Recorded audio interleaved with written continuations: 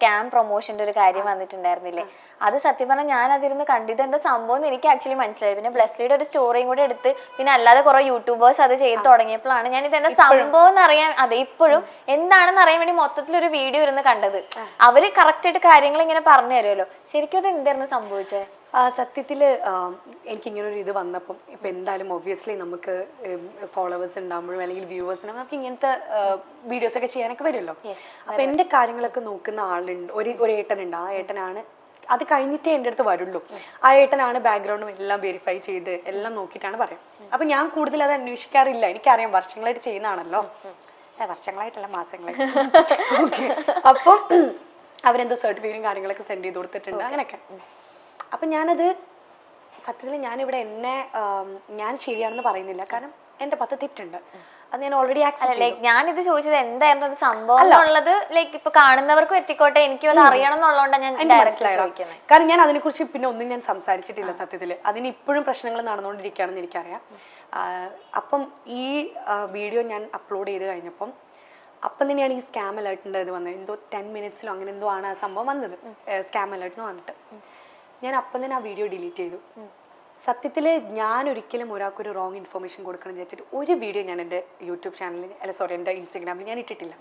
പിന്നെ പൈസക്ക് വേണ്ടി എന്തും ചെയ്യണം എന്ന് എനിക്കില്ല. എനിക്ക് ഒരുപാട് വീഡിയോകൾ എനിക്ക് വന്നിട്ടുണ്ട്.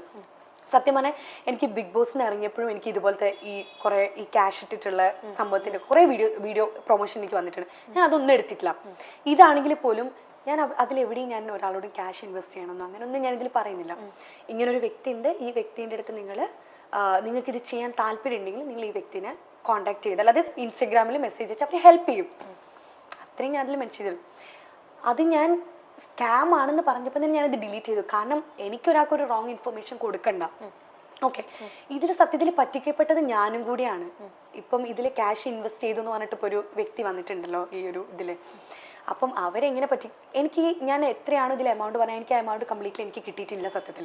ഈ ഇത് ചെയ്തതിൻ്റെ എനിക്കത് പ്രൊമോഷൻ ചെയ്ത് എനിക്കത് വേണ്ടതാണ്. കാരണം ഞാൻ നേരത്തെ പറഞ്ഞ പോലെ എനിക്കൊരു തെറ്റായ ഇൻഫർമേഷൻ എനിക്ക് ഒരാൾക്കും കൊടുക്കണ്ട. ഞാൻ അന്ന് പറഞ്ഞിട്ടുണ്ടായിരുന്നു ഞാൻ കേസ് കൊടുക്കും. കാരണം എനിക്കും കൂടെ അറിയണം ഇതെന്താണ് സംഭവം, ഇതാണ്. കാരണം ഞാൻ ഇന്ന് പറ്റിക്കപ്പെട്ട പോലെ വേറൊരാൾ നാളെ പറ്റിക്കപ്പെടരുത്. ഇപ്പൊ ഇവര് പറഞ്ഞു 13,000 രൂപ അതൊരു ചെറിയൊരു പൈസയല്ലേ, അത് ദിൽഷയ്ക്ക് കൊടുത്തൂടെ എന്നൊക്കെ ഒരുപാട് വീഡിയോസിൽ ഇപ്പൊ പറഞ്ഞു. 13,000 രൂപ ഒരു ചെറിയ പൈസയാണോ? അല്ല, ഒരിക്കലല്ല. ഞാൻ ജനിച്ചത് വായിൽ സ്വർണ്ണക്കരണ്ടി കൊണ്ടോ അല്ലെങ്കിൽ വെൽ സെറ്റിൽഡ് ഫാമിലിയിൽ നിന്നൊന്നും ജനിച്ച ഒരാളല്ല. 1 രൂപയുടെ വില പോലും എനിക്ക് നന്നായിട്ട് അറിയാം. ഒരുപാട് സ്ട്രഗിൾ ചെയ്തിട്ടാണ് ഞാൻ ഇവിടെ വന്നത്. ഓക്കെ. ഈ 13,000 രൂപ എന്നെ സംബന്ധിച്ചിടത്തോളം വലിയ തുകയാണ്. ഞാൻ ഒരുപാട് കഷ്ടപ്പെട്ടിട്ട് ഉണ്ടാക്കുന്ന പൈസയാണ് ഈ 13,000 രൂപയും. എനിക്കത് അവർക്ക് കൊടുക്കുന്നതിൽ എനിക്കൊരു വിഷയമില്ല. ഈ ക്യാഷ് ഇട്ടു എന്ന് പറഞ്ഞ വ്യക്തി ഞാനൊരു ക്ലാരിഫിക്കേഷൻ വീഡിയോ ഇട്ടുണ്ടായിരുന്നു. അത് ഞാൻ ആ വീഡിയോ ഇട്ടൊരു 10-15 മിനിറ്റിനുള്ളിൽ ഞാൻ അത് ഡിലീറ്റ് ചെയ്തു.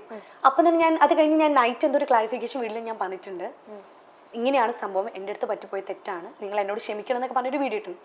ആ വീഡിയോ ഇട്ട് കഴിഞ്ഞതിന് ശേഷമാണ് ഈ വ്യക്തി അതിൽ ക്യാഷ് ഇൻവെസ്റ്റ് ചെയ്യുന്നത്. ഓക്കെ. ആ വീഡിയോ കണ്ടിട്ടും എന്തിനാണ് ഇതിൽ ക്യാഷ് ഇൻവെസ്റ്റ് ചെയ്തതെന്ന് എനിക്ക് ഫസ്റ്റ് ഓഫ് ഓൾ അറിയില്ല. എന്നിട്ട് ആ കുട്ടി പറ്റിക്കപ്പെട്ടു, വീണ്ടും ക്യാഷ് ഇൻവെസ്റ്റ് ചെയ്തു. അതും എന്തിനാണെന്ന് എനിക്ക് അറിയില്ല. രണ്ടാമത് ഇൻവെസ്റ്റ് ചെയ്തു. അതും എന്തിനാണെന്ന് എനിക്ക് അറിഞ്ഞൂടാ. പിന്നെ ഇങ്ങനെ പറയുന്ന ഒരു വ്യക്തി അത് ശരിക്കുള്ളൊരു വ്യക്തിയാണെന്ന് എനിക്ക് അറിഞ്ഞൂടാ. ഇത് സത്യമാണോ എന്ന് എനിക്ക് അറിഞ്ഞൂടാ. ഇന്നിപ്പോൾ ഞാൻ ആ കുട്ടിക്ക് 13,000 രൂപ കൊടുത്തു. നാളെ വേറൊരാൾക്ക് എന്തുകൊണ്ട് ഞാൻ 50,000 രൂപ ഇതിൽ ഇൻവെസ്റ്റ് ചെയ്തു, എനിക്ക് ഈ ക്യാഷ് വേണമെന്ന് പറഞ്ഞ് വന്നൂടാ?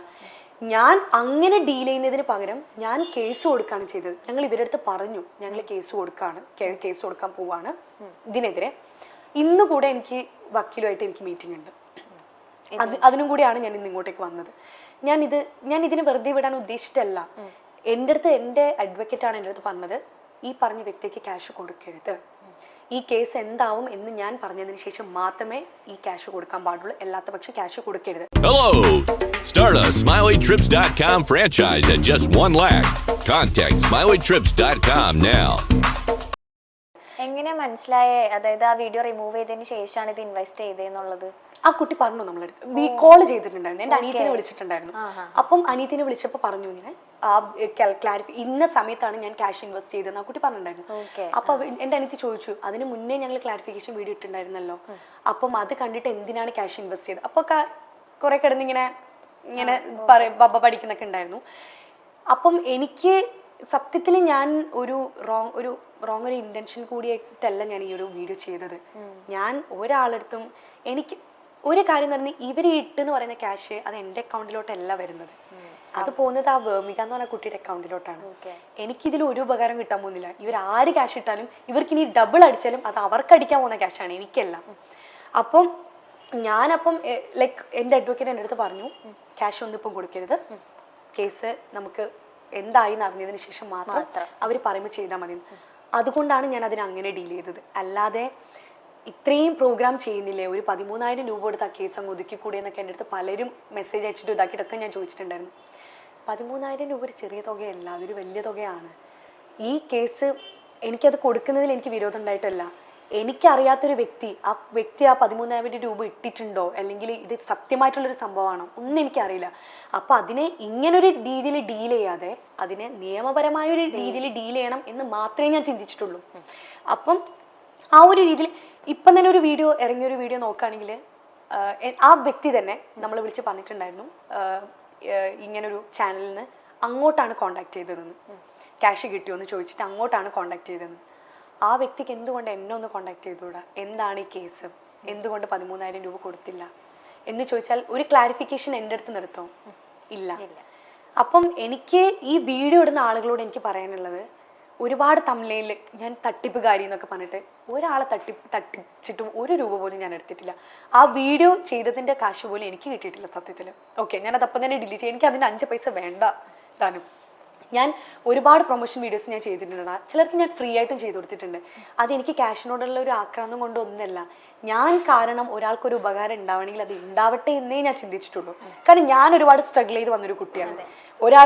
ഒരു ബിഗിനിങ് സ്റ്റേജിൽ ഒരാളുടെ സ്ട്രഗിൾ എന്താണെന്ന് അറിയുന്ന ഒരാളാണ് ഞാൻ. അപ്പം എന്നെ കൊണ്ട് കഴിയുന്ന രീതിയിൽ ഒരാളെ സഹായിക്കാൻ ഞാൻ ശ്രമിച്ചിട്ടുണ്ട്. ആ ഒരു ഇതിൻ്റെ ഒരു ഇതിൽ ഞാൻ ചെയ്തൊരു വീഡിയോ ആണത്. ഒരുപാട് പേര് ക്രിപ്റ്റോന്റെ പേരിൽ വീഡിയോ ചെയ്തിട്ടും ഞാൻ കണ്ടിട്ടുണ്ട്, വലിയ വലിയ ആളുകൾ വരെ ചെയ്തിട്ടുണ്ട്. പക്ഷെ അതിനൊന്നും ഒരു തട്ടിപ്പിന്റെ പേരിൽ ഇതാക്കിയിട്ടൊന്നും ഞാൻ ഇതൊരു കേസ് കൊടുത്തൊന്നും ഇതാക്കിയിട്ടൊന്നും ഞാൻ കണ്ടിട്ടില്ല. ഇതിലും ഒരാളടുത്ത് പോലും ക്യാഷ് ഇടാൻ ഞാൻ എവിടെയും പറയുന്നില്ല. ഞാൻ അതിൽ പറഞ്ഞൊരു തെറ്റുന്നുണ്ട്, 100% ട്രസ്റ്റബിൾ ആണ് ഈ പേജ് എന്ന് ഞാൻ പറഞ്ഞു, എൻ്റെ തെറ്റാണ്. അല്ലെങ്കിൽ ഇത്രയും ഫോളോവേഴ്സ് ഉള്ള ഒരു പേജുള്ള ഒരാളാണ് ഞാൻ. അപ്പം ഞാൻ ഇങ്ങനെ ഒരു വീഡിയോ ചെയ്യുമ്പോൾ ഞാൻ ചിന്തിക്കണമായിരുന്നു, ഞാൻ ഒരുപാട് തവണ ചിന്തിച്ചിട്ടേ ഞാൻ ചെയ്യാൻ പാടുള്ളായിരുന്നു. അത് എൻ്റെ ഭാഗത്ത് നിന്ന് വന്ന തെറ്റ് തന്നെയാണ്. ഞാൻ പറഞ്ഞല്ലോ കുറേ പേര് തട്ടിപ്പുകാരി അങ്ങനെയൊക്കെ പറഞ്ഞിട്ട് കുറേ വീഡിയോസ് ഇട്ടു എന്നൊക്കെ പറഞ്ഞില്ലേ. ഞാൻ ഒരാളുടെ അടുത്ത് നിന്ന് ഒരു ക്യാഷ് പോലും ഞാൻ തട്ടിപ്പറിച്ചെടുത്തിട്ടുമില്ല. എനിക്ക് അങ്ങനെ ഒരു ക്യാഷ് വേണ്ടെന്നാണ്.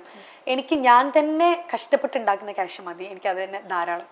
അപ്പം എനിക്ക് ഈ യൂട്യൂബേഴ്സിനോട് എനിക്ക് പറയാനുള്ള ഒരു കാര്യം എന്താണെന്ന് വെച്ചാൽ, ഒരു വ്യക്തിനെ കുറിച്ചൊരു കാര്യം പറയുമ്പം അതിൽ എത്രമാത്രം സത്യം ഉണ്ടെന്നൊന്ന് അറിഞ്ഞിരിക്കുന്നത് നല്ലതാണ്. കാരണം ഒരുപാട് പേര് അത് ബ്ലൈൻഡായിട്ട് വിശ്വസിക്കുന്ന ആളുകളുണ്ട്. ഈ പറയുന്നത് സത്യമാണെന്ന് വിശ്വസിക്കുന്ന ഒരുപാട് പേരുണ്ട്, എനിക്കറിയാം.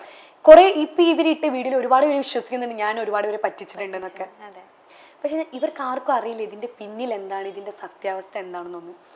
എനിക്കൊരു പേഴ്സണൽ ലൈഫുണ്ട്, എനിക്ക് എല്ലാ കാര്യങ്ങളും വീഡിയോ ആയിട്ട് എടുത്തിട്ട് എനിക്ക് ഈ ജനങ്ങളുടെ അടുത്ത് പറയാൻ പറ്റില്ല. ഞാൻ ഇന്ന് എൻ്റെ വക്കീലിനെ കാണാൻ പോവാണ്, അല്ലെങ്കിൽ ഇന്ന ദിവസം കേസ് നടക്കാൻ പോവാണ്, അതല്ല ഇതാണ് അതാണ്, എനിക്കത് പറയേണ്ട ആവശ്യമില്ല. എൻ്റെ കേസ് എങ്ങനെ ഡീൽ ചെയ്യണം എന്ന് എനിക്കറിയാം. അത് പേഴ്സണലായിട്ടാണ് എനിക്ക് ഡീൽ ചെയ്യാൻ ആഗ്രഹമെങ്കിൽ ഇഷ്ടമെങ്കിൽ അത് അങ്ങനെ പോകാനാണ് എനിക്കിഷ്ടം. ഇനിയിപ്പോൾ ഫൈനൽ ഔട്ട് എന്താന്ന് വെച്ചാൽ അത് അത്രേ ഉള്ളൂ. അല്ലാതെ ഇന്ന് കേസ് കൊടുത്തു കഴിഞ്ഞാൽ നാളെ അതിൻ്റെ റിസൾട്ട് വരുമോ? ഇല്ല, എല്ലാത്തിനും സമയമെടുക്കും. ആ സമയമാണ് ഇപ്പോൾ എടുത്തുകൊണ്ടിരിക്കുന്നത്, അത്രയേ ഉള്ളൂ. അല്ലാതെ ഞാൻ ഒരാളെ പറ്റിക്ക് ഇതാക്കി ഒന്നും ചെയ്തില്ല. അപ്പം ഈ വലിയ വലിയ തമ്മിലൊക്കെ ഇട്ടിട്ട് തട്ടിപ്പുകാരി അങ്ങനെയൊക്കെ പറയുമ്പോൾ നിങ്ങളൊന്ന് ആലോചിച്ച് നോക്കുക, ഇതിൽ എത്രമാത്രം സത്യമുണ്ട്, നിങ്ങൾ ഈ ചെയ്യുന്നത് ശരിയാണോ എന്ന് ആലോചിച്ച് നോക്കാം. നിങ്ങൾക്ക് ചെയ്യുന്നത് ശരിയാണെന്ന് തോന്നുകയാണെങ്കിൽ. അപ്പൊ അനീതിയുടെ വോയിസ് ക്ലിപ്പ് ആയിരുന്നോ ഇപ്പൊ ഇറങ്ങിയിട്ടുണ്ടായിരുന്നത്? അതെ. ഓക്കെ, ഒരാളല്ലേ ഇൻവെസ്റ്റ് ചെയ്തിട്ടുള്ളൂ, വേറെ ആരും ഇതുപോലെ വേറെ ആരും ഇതുവരെ പറഞ്ഞിട്ടൊന്നില്ല. അനീതിയുടെ വോയിസ് ക്ലിപ്പ് ആണെങ്കിലും ഒബ്വിയസ്ലി ഞാൻ അവളുടെ ചേച്ചിയാണ്. എന്നെ കുറിച്ച് പറയുമ്പോൾ എന്തായാലും ദേഷ്യം വരും. അതിന്റെ ആ ഒരു ഇതിൽ അവൾ പറഞ്ഞൊരു വോയിസ് ക്ലിപ്പ് ആണത്.